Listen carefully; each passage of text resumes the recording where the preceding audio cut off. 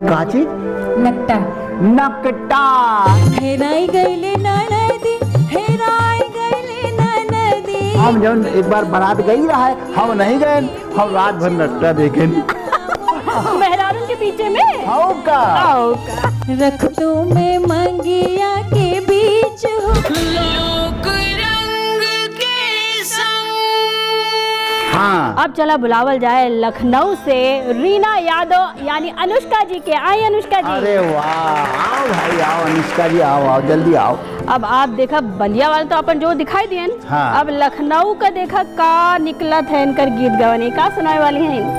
मैं नकटा सुनाने वाली हूँ। आहा हा हा तब काची नकटा नकटा। अरे वाह, जो शादी ब्याह में गावा जात है ना, हाँ। सब मर्द लोग सब चले जाते बारात में, और जब औरतें बचती घर में वही सब जब रात में नकटा खेलती हैं। हमारे मतलब गांव में जब एक बार बारात गई रहा है, हम नहीं गए, हम रात भर नकटा देखे। मेहरारू के पीछे में हाउ का आओ का तुमने ओढ़ लिया वही बैठ गए। हाँ तबे खूब मजा आते थे हाँ। नक्का सुनला। तो चलो सुन लीन जाए। बिल्कुल बिल्कुल बिल्कुल। हाँ ऊंची सड़किया गलिया नीच हो बलमुआ मोरे, हेराई गईले ननदी।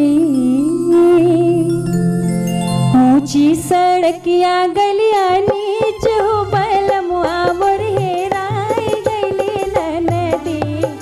ऊंची सड़किया गलिया नीच हो बलमुआ मोरे, हेराई गईले ननदी। हेराई गईले ननदी, हेराई गईले ननदी। हेराई गईले ननदी, हेराई गईले ननदी। ऊंची सड़किया गलिया नीच हो बलमुआ मोर, हेराई गईले ननदी। ऊंची सड़किया गलिया नीच हो बलमुआ मोर, हेराई गईले ननदी।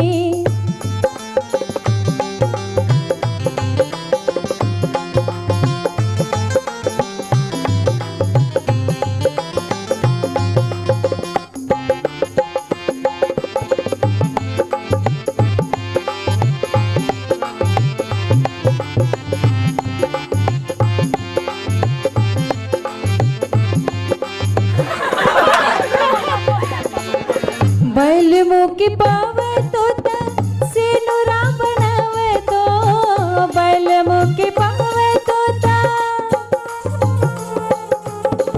बलमु की पावे तोता सिनुरा बनावे तो।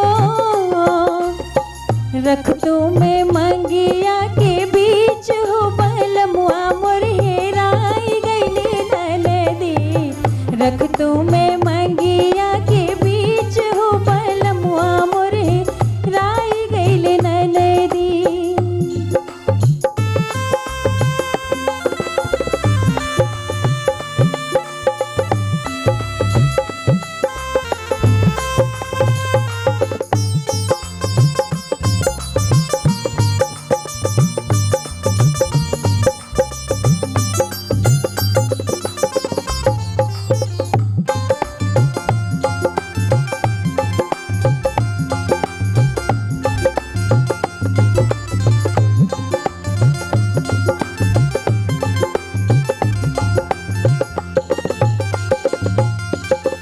पियवा की पावे तोता टिकुली बनावे तो, पियवा की पावे तोता,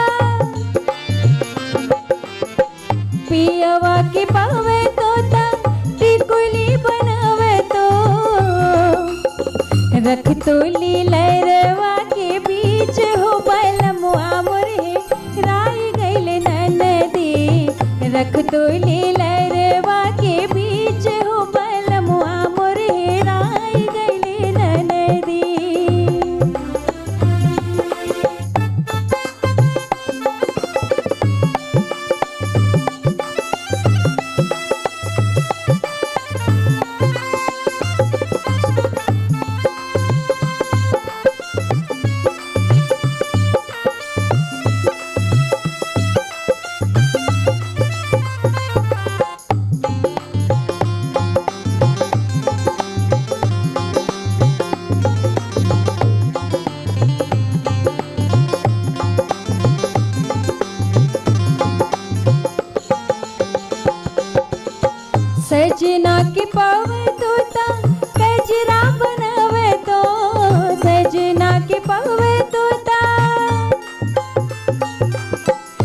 सजना के पवे तोता कजरा बनावे तो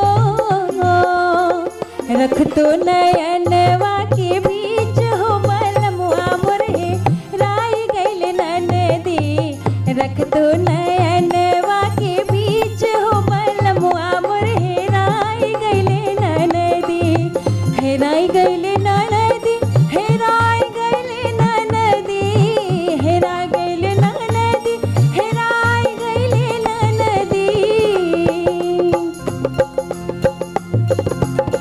हेराई गइल ननदी हेराई गइल ननदी हेराई गइल ननदी हेराई गइल ननदी ऊंची सड़किया गलिया नीच हो बलमुआ मोर हेराई गइल ननदी ऊंची सड़किया गलिया नीच हो बलमुआ मोर हेराई गइल ननदी बलमुआ मोर हेराई गइल ननदी बलमुआ मोर हेराई गइल ननदी।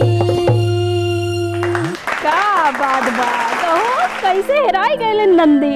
बस हो गए।